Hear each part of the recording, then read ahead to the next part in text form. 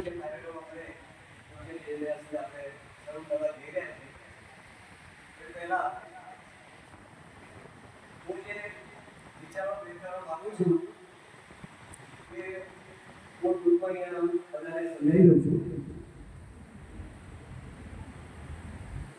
સૌની આ પરત હાજરી જાય અને સૌ આનંદ અને ઉત્સાહની લાગણી અનુભવીએ અને ઉમંગમાં આવીને આનંદ ઉત્સવ ઉજવવાની આપણને પ્રેરણા મળી છે.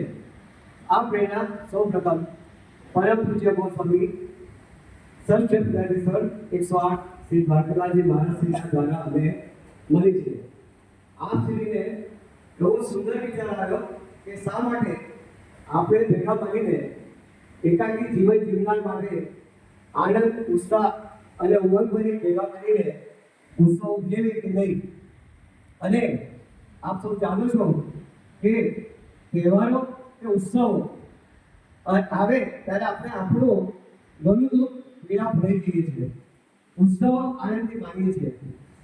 અત્યારે જ દાખલો ગણેશોત્સવ, નવરાત્રી, પછી દશેરા, દિવાળી, દેવ દિવાળી, ગમે તે ઉત્સવોનો આપણે આનંદ ઉજવીએ છીએ, માનીએ છીએ. તો ચાલો આપણે એ ભાવથી સાથે મળીને ભેગા થઈને એકબીજાને પ્રેમથી ભૂમ આપીને ઉત્સવને આપણે ઉજવીએ.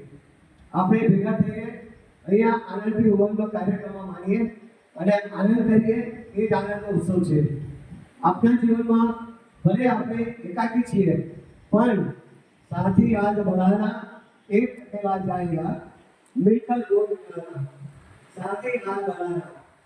આપણે સૌ એક થઈ સાથે મળી સહકારની ભાવનાથી સુંદર કાર્યક્રમ કરીએ અને ઉત્સવને માણીએ.